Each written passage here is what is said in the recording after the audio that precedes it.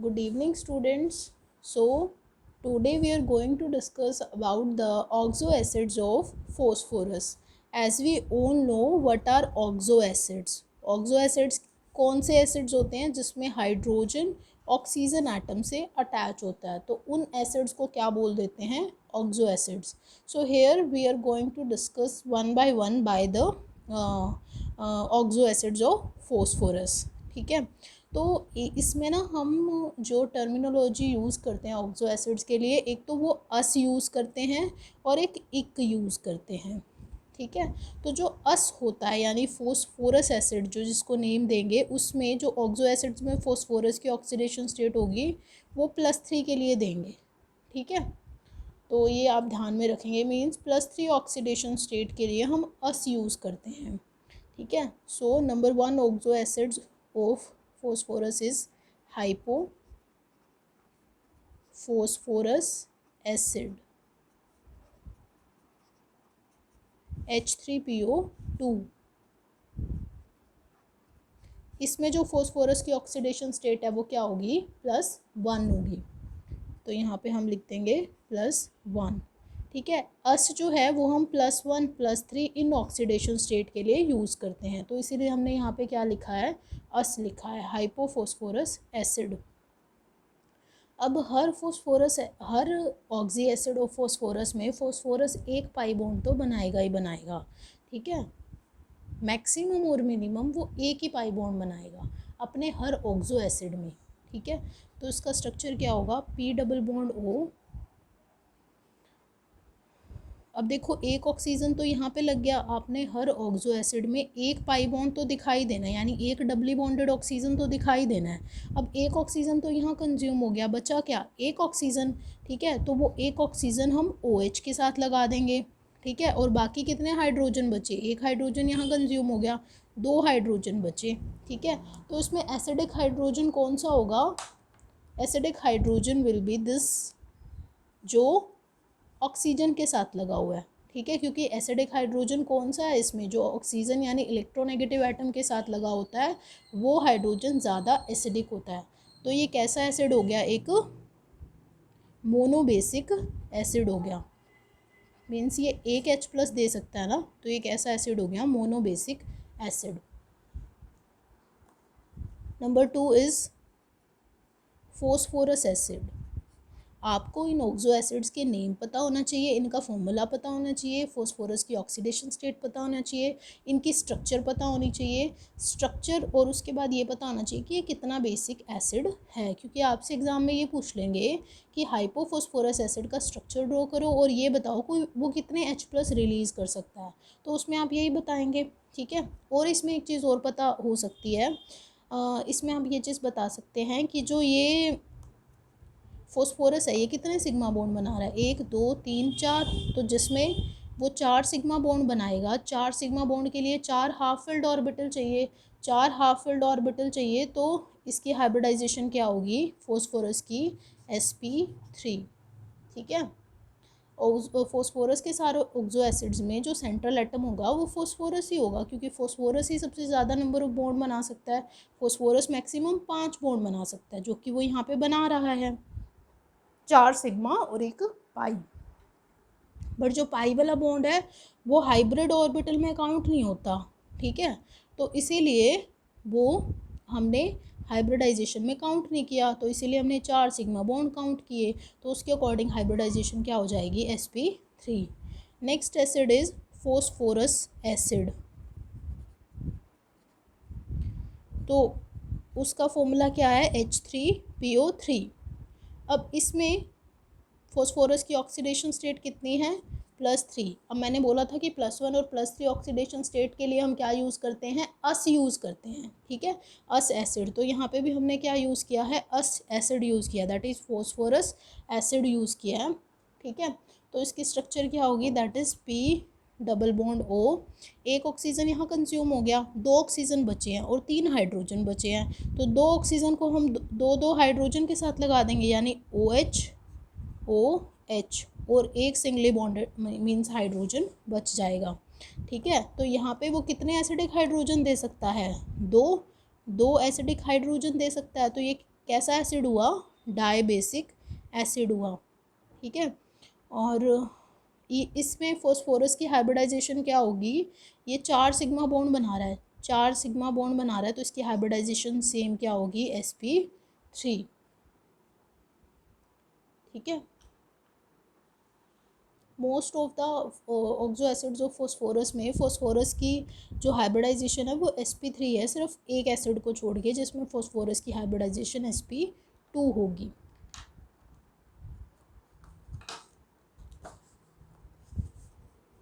Number 3 oxo acids of phosphorus is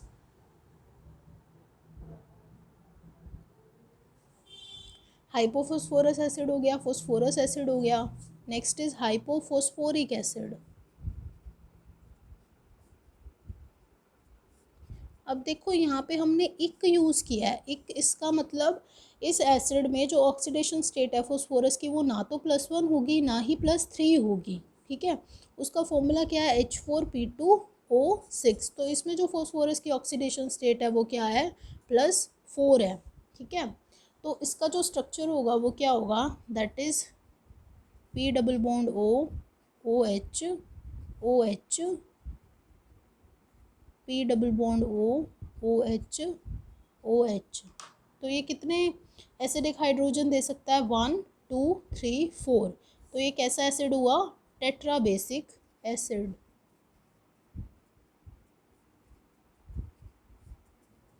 तो अब यहाँ पे फॉस्फोरस है, इसकी हाइब्रिडाइजेशन देखोगे कितने सिग्मा बॉन्ड बना रहा है, 1 2 3 4, 4 सिग्मा बॉन्ड बना रहा है, तो इसकी हाइब्रिडाइजेशन क्या होगी, sp3। इस फॉस्फोरस के लिए देखोगे कितने सिग्मा बॉन्ड बना रहा है, 1 2 3 4, ठीक है। तो हाइब्रिडाइजेशन क्या होगी, sp3, ठीक है। Next type of acid is ortho phosphoric acid, that is H3PO4। तो यहाँ पे जो फॉस्फोरस है इसकी ऑक्सीडेशन स्टेट क्या होगी, +5, ठीक है। अब देखो यहाँ पे +1 और +3 ऑक्सीडेशन अगेन नहीं है, तो इसमें भी जो ऑक्सीडेशन स्टेट होगी वो क्या होगी फॉस्फोरस की, +5।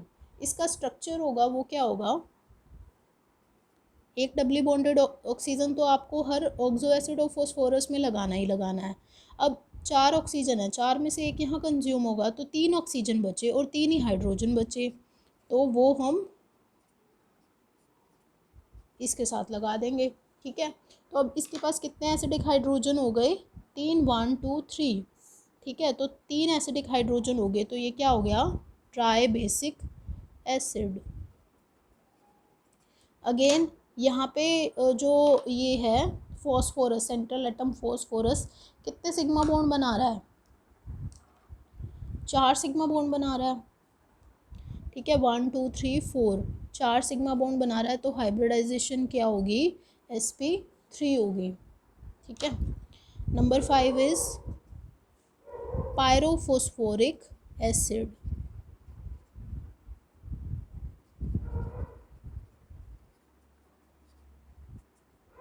Formula is H4P2O7।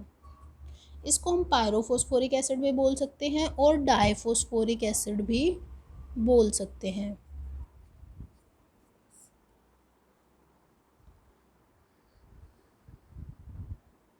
तो इसका जो होगा स्ट्रक्चर होगा वो क्या होगा, 2 फॉस्फोरस एटम्स लगा दिए, ठीक है। पायरोफॉस्फोरिक एसिड के केस में एक बीच में आपको ऑक्सीजन लगाना ही लगाना पड़ेगा, ठीक है। एक एक डबली बॉन्डेड ऑक्सीजन दोनों फॉस्फोरस पे लगा दिया, अब 3 ऑक्सीजन कंज्यूम हो गए, 7 में से बचे कितने, 4, 4 ही हाइड्रोजन बचे हैं, ठीक है, 4 ही ऑक्सीजन बचे हैं, तो 2 OH यहाँ लगा दो और 2 OH यहाँ लगा दो, ठीक है। तो यहाँ पे जो कितने एसिडिक प्रोटॉन हो गए इसके पास भी, 4, तो ये भी क्या हुआ, टेट्रा बेसिक एसिड, ठीक है। इसमें जो सेंट्रल एटम फॉस्फोरस है इसकी हाइब्रिडाइजेशन क्या होगी, जैसे ये 4 सिग्मा बॉन्ड बना रहा है, 1 2 3 4, ठीक है, और ये फॉस्फोरस भी 4 सिग्मा बॉन्ड बना रहा है, तो हाइब्रिडाइजेशन क्या होगी, sp3 sp3, दोनों फॉस्फोरस की।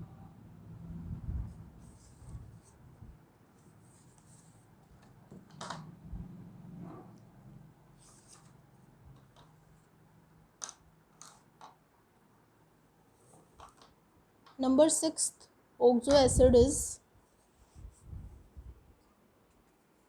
हमने पायरोफॉस्फोरिक एसिड कर लिया। Next is metaphosphoric acid.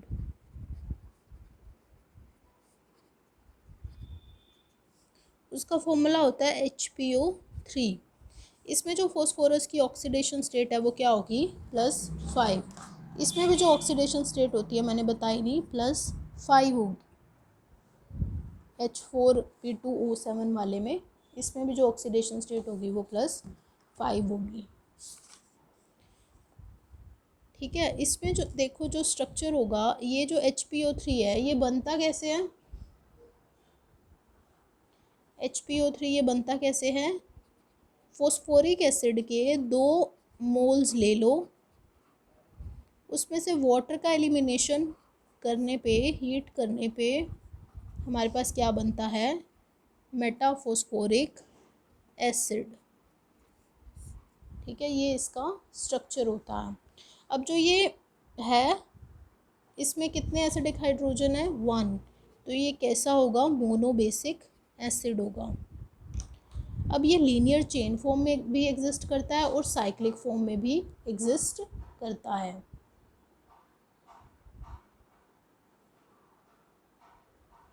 ठीक है, तो पहले हम लीनियर फॉर्म में देख लेते हैं। जो ये कोऑर्डिनेटेड बॉन्ड वाला ऑक्सीजन होगा ये ब्रिजिंग में भी यूज़ हो सकता है दूसरी यूनिट से।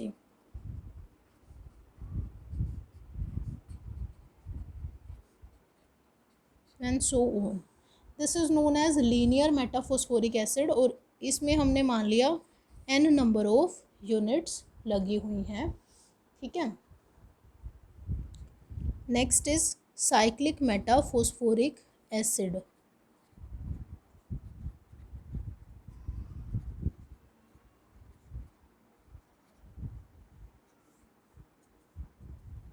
साइक्लिक मेटाफॉस्फोरिक एसिड इसमें मीन्स 2 तरह के होते हैं। एक तो ट्राई मेटाफॉस्फोरिक एसिड जिसमें 3 यूनिट हो HPO3 की, तो जब 3 यूनिट होंगी तो उसमें अगेन डबल बॉन्ड O और OH यहाँ पे होगा। जो कोऑर्डिनेट बॉन्ड वाला ऑक्सीजन है वो ब्रिजिंग में होगा 2 यूनिट के साथ।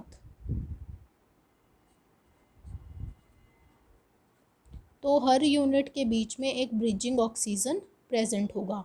तो यहाँ पे जो यूनिट्स हुई मेटाफॉस्फोरिक एसिड की वो कितनी हुई, 1, 2 एंड 3। ठीक है, तो इसलिए हम इसको बोलेंगे tri meta phosphoric acid. Formula is HPO3 whole thrice. ठीक है, तो ये एक टेट्रा मेटाफॉस्फोरिक एसिड भी बना सकता है, जैसे कि HPO3 whole 4, that is tetra metaphosphoric acid.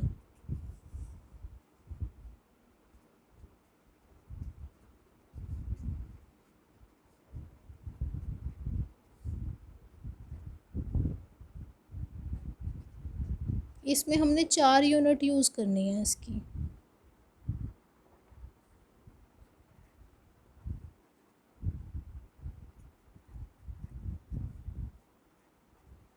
ठीक है, तो 4 यूनिट्स हम यूज़ करेंगे, 1, 2, 3, 4। आप इसको थोड़ा सही से बना लेना स्ट्रक्चर को। Next acid is peroxo monophosphoric acid. अब देखो जहाँ परऑक्सो लगा होता है तो वहाँ पे O2 2 नेगेटिव वाला ग्रुप आना चाहिए, दैट इज जैसे अभी हमने इसका मॉलिक्यूलर फॉर्मूला होगा H3PO5। ठीक है, तो अब इसमें जो इसके नाम से पता लग रहा है कि इसमें ओ वाला ग्रुप आएगा, यानी ओ इस टाइप से लिंकेज होनी चाहिए इसके स्ट्रक्चर में। तो एक डबली बॉन्डेड ऑक्सीजन तो हम लगा देंगे, एक OOH लगा देंगे, ठीक है। 3 ऑक्सीजन कंज्यूम हो गए, 5 में से 2 बचे हैं, ठीक है। एक हाइड्रोजन कंज्यूम हो गया, 2 ही हाइड्रोजन बचे हैं, 2 ही ऑक्सीजन बचे हैं, तो यहाँ पे हमने 2 OH लगा दिए, ठीक है। तो ये हमारे पास कैसा हो गया, ट्राई बेसिक एसिड हो गया, क्योंकि ये 3 एसिडिक हाइड्रोजन है इसमें, ठीक है। तो ये ट्राई बेसिक एसिड होगा। इसको पर ऑक्सो क्यों बोला है, क्योंकि यहाँ पे ओ लिंकेज है, इसकी वजह से इसको क्या बोला है, पर ऑक्सो मोनोफॉस्फोरिक एसिड। इसमें जो ऑक्सीडेशन स्टेट होगी वो क्या होगी, +7 होगी, ठीक है। एक आता है हमारे पास peroxo diphosphoric acid.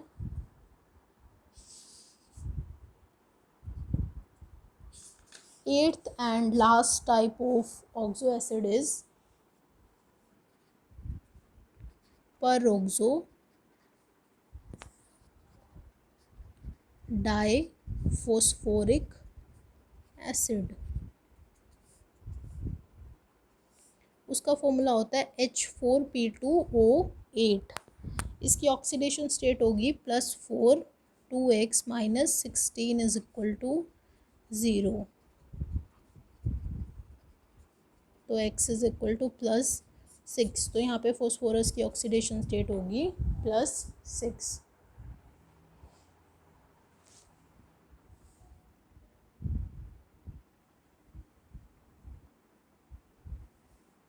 Again इसकी जो स्ट्रक्चर होगी वो क्या होगी, P≡O, इसके बीच में 2 ऑक्सीजन आएंगे।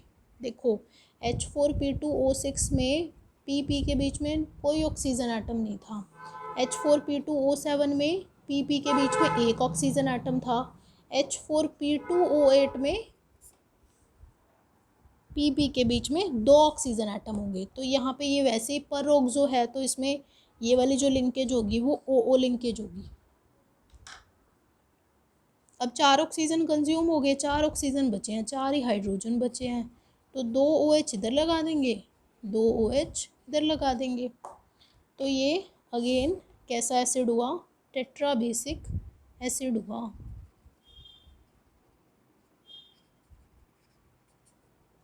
ठीक है। इसमें जो हाइब्रिडाइजेशन हुई फॉस्फोरस की वो कितनी हुई, 1 2 3 4 सिग्मा बॉन्ड बना रहा है, अगेन sp3, यहाँ भी 4 सिग्मा बॉन्ड बना रहा है, अगेन क्या होगी, sp3 होगी।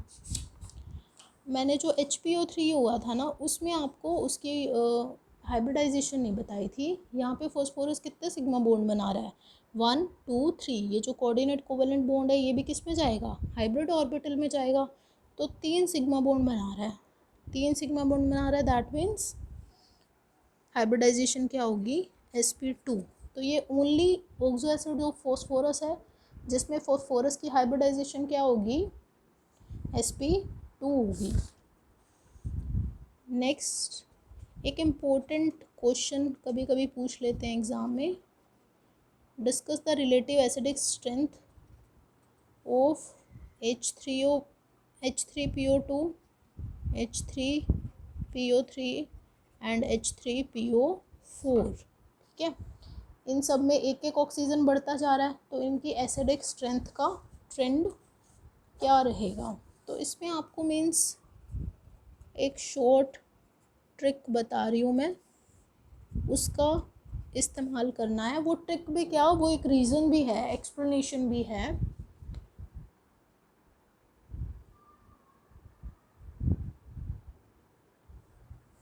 जैसे H3PO2 हो गया, इसका स्ट्रक्चर क्या हो गया, P≡O OH। इसका स्ट्रक्चर क्या होता है, P≡O OH। H3PO4 का स्ट्रक्चर OH। ठीक है। तो अब देखो यहाँ पे हमें क्या करना है, डबली बॉन्डेड ऑक्सीजन काउंट करने हैं पर OH group. We have to count the number of doubly bonded oxygen on per OH group, क्योंकि जो डबली बॉन्डेड ऑक्सीजन होंगे इनका क्या होगा, -I इफेक्ट होगा। इनकी टेंडेंसी क्या है, इलेक्ट्रॉन्स विदड्रॉ करने की।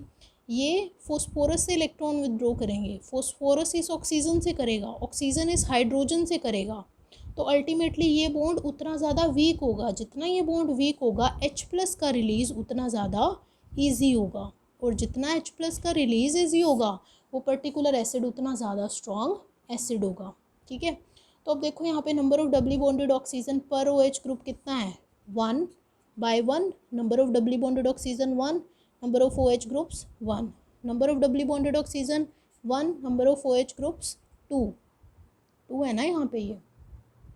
ठीक है, number of doubly bonded oxygen 1, number of OH group 3, सो 1/3।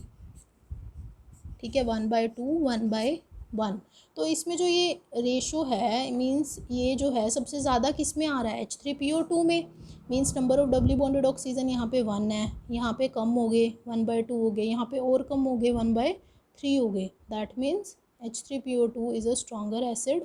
ठीक है, तो इसका जो रिलेटिव एसिडिक स्ट्रेंथ ट्रेंड होगा वो क्या होगा, H3PO2, H3PO3, H3PO4। तो ये होगा, बिकॉज रीज़न क्या दोगे, because number of doubly bonded oxygen atoms per OH group increases. ठीक है, as we move from this to this acid, ये इम्पोर्टेंट है। So now we are done with the oxo acids of phosphorus. In next video lecture or in next live class, we will discuss about the allotropes of phosphorus and oxygen family we will start.